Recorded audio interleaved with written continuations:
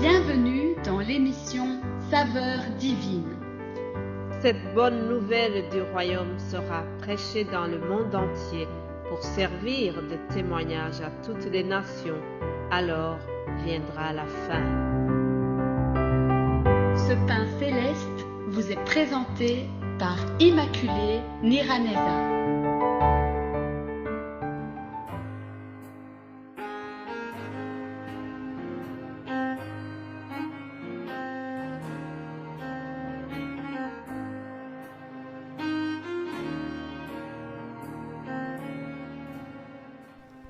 Bienvenue très chers amis à l'écoute de cette émission. Que la paix de Christ soit avec vous. Rendons grâce au Seigneur qui nous donne encore ce jour. Nous arrivons vendredi déjà. Notre semaine se termine et j'espère que Dieu a été avec vous. En tout cas de mon côté, je rends grâce à Dieu car je suis en bonne santé et je suis heureuse de pouvoir continuer à vous partager ce que le Saint-Esprit met sur mon cœur. Alors, comme vous savez, toute la semaine ici, nous sommes en train de voir le livre des Actes. Nous avons parlé des grandes figures comme Pierre, Paul, et aujourd'hui, nous parlons d'une figure importante aussi du livre des Actes, c'est le diacre Étienne. Celui-ci a été élu comme diacre, comme nous le voyons dans le chapitre 6. On nous dit que Étienne était rempli de foi et d'Esprit Saint et il avait un bon témoignage. C'est pour cela qu'il a été élu. Nous sommes dans un contexte de la première église, de formation de l'église, tout au début de l'église. Alors, je lis ce qui suit dans le chapitre 6, au verset 7. La parole de Dieu se répandait de plus en plus, le nombre de disciples augmentait beaucoup à Jérusalem, et une grande foule de sacrificateurs obéissait à la foi. Étienne, plein de grâce et de puissance, faisait des prodiges et des grands miracles parmi le peuple. Donc, une grande puissance de l'Esprit Saint accompagnait Étienne, et cela n'a pas plu aux chefs religieux, les membres de la synagogue, les membres du Sanhédrin. Tous ces religieux n'étaient pas contents, ils étaient jaloux d'Étienne, mais ils ne pouvaient pas résister à sa sagesse et à l'esprit par lequel il parlait. Comme leur jalousie augmentait, alors ils ont cherché un moyen pour ennuyer Étienne. En fait, ils ont carrément inventé des mensonges. Alors ils ont dit, nous l'avons entendu proférer des paroles blasphématoires contre Moïse et contre Dieu. Ils émurent le peuple. Les anciens et les scribes se jetant sur lui et ils le saisirent et l'amenèrent au Sanhédrin. Ils produisirent de faux témoins qui dirent « Cet homme ne cesse de proférer des paroles contre le lieu saint et contre la loi. » Mais bien-aimés de Dieu, rappelez-vous que c'est ce qui s'est passé exactement pour Jésus. On ne savait pas comment accuser Jésus. On ne trouvait pas de motif d'accusation. Et alors, ils ont inventé que Jésus avait blasphémé contre Moïse et contre Dieu. Et c'est ce qui se passe exactement pour notre ami Étienne ici. Ils ont dû chercher des faux témoins contre lui. Alors ils l'ont introduit donc devant le souverain sacrificateur qui devait le juger. Alors après qu'il a écouté toutes les accusations contre Étienne, il lui a dit « Est-ce que les choses sont-elles ainsi ?» Dans le langage juridique actuel, c'est comme s'il lui disait « Que plaidez-vous » Est-ce que tu n'as pas quelque chose à ajouter sur les accusations qu'on a prononcées contre toi?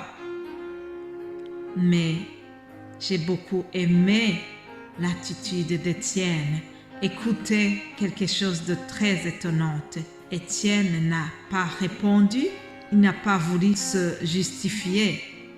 Mais au lieu de répondre à la question du souverain sacrificateur, il lui a fait toute une apologie détaillée et magistrale de la foi chrétienne. Alléluia!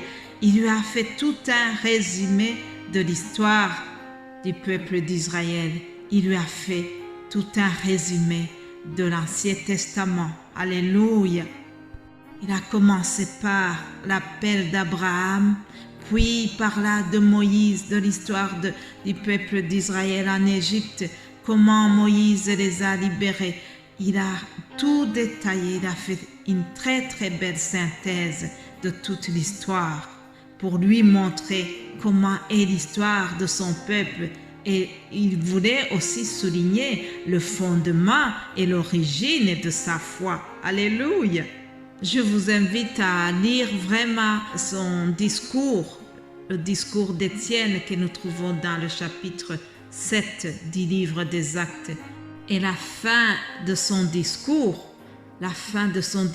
nous montre comment il était vraiment rempli de l'Esprit Saint. Il parlait sans avoir peur. Il a fait des reproches à tous ces religieux. Alors il leur a dit, « Hommes au cou raide, incirconcis de cœur et des oreilles, vous vous opposez toujours au Saint-Esprit. Ce que vos pères ont été, vous l'êtes aussi. Lequel des prophètes vos pères n'ont-ils pas persécuté? Ils ont tué ceux qui annonçaient d'avance la venue du juste que vous avez livré maintenant et dont vous êtes meurtriers. Vous qui avez reçu la loi d'après des commandements d'anges et qui ne l'avez point gardée. » En résumé, Étienne, rempli de puissance et de l'Esprit Saint, il reproche à ces hommes qu'ils ont tué le juste. Le juste, c'était Jésus, le Messie. Il reproche aussi qu'ils ont tué même les prophètes qui sont venus bien avant lui et qui annonçaient sa venue. Tout cela, Étienne va leur reprocher cela. Et la suite nous dit que, en entendant ces paroles d'Étienne, ils ont été très furieux dans leur cœur. Ils ont grincé les dents contre lui. Mais Étienne, rempli du Saint-Esprit, fixant les regards vers le ciel, il vit la gloire de Dieu et Jésus debout à la droite de Dieu. Alléluia! Et il dit, « Voici, je vois les cieux ouverts et le Fils de l'homme debout à la droite de Dieu. » Alléluia! Et au verset 59, nous voyons qu'ils ont lapidé Étienne, mais que pendant qu'on le lapidait, lui, il priait pour ses bourreaux, il priait pour ses ennemis, et il priait en disant, « Seigneur Jésus, reçois mon esprit. » Puis, s'étant mis à genoux, il s'écria d'une voix forte, « Seigneur, ne leur impute pas ce péché. » Et après ces paroles, il s'endormit. Quelle grandeur d'esprit, mes amis! Priez pour ses ennemis jusqu'au bout, jusqu'à la mort. Il a été brave jusqu'à la mort. Il a témoigné de l'amour. Il a témoigné l'audace jusqu'à la mort. Étienne a témoigné que c'est un diacre vraiment rempli du Saint-Esprit. Alléluia! Étienne est un grand exemple de courage et de détermination. Il a été persévérant. Il a été très, très courageux. Mes bien-aimés de Dieu, nous allons terminer par une prière. Seigneur Jésus, je te remercie. Je te remercie pour ces grandes figures de foi que nous venons de voir. Merci Seigneur, parce que ces disciples ont été vraiment des bons exemples pour nous, pour notre foi. Merci pour leur détermination. Merci pour leur persévérance. Alléluia.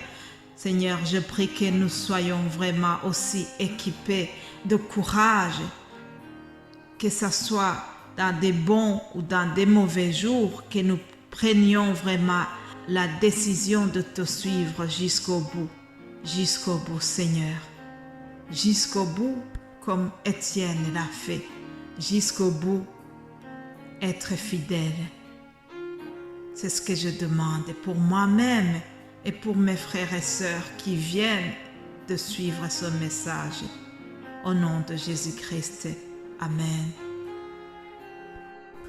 Voilà, chers amis, notre semaine se termine. Je vous souhaite de passer un excellent week-end et par la grâce de Dieu, nous allons nous retrouver lundi.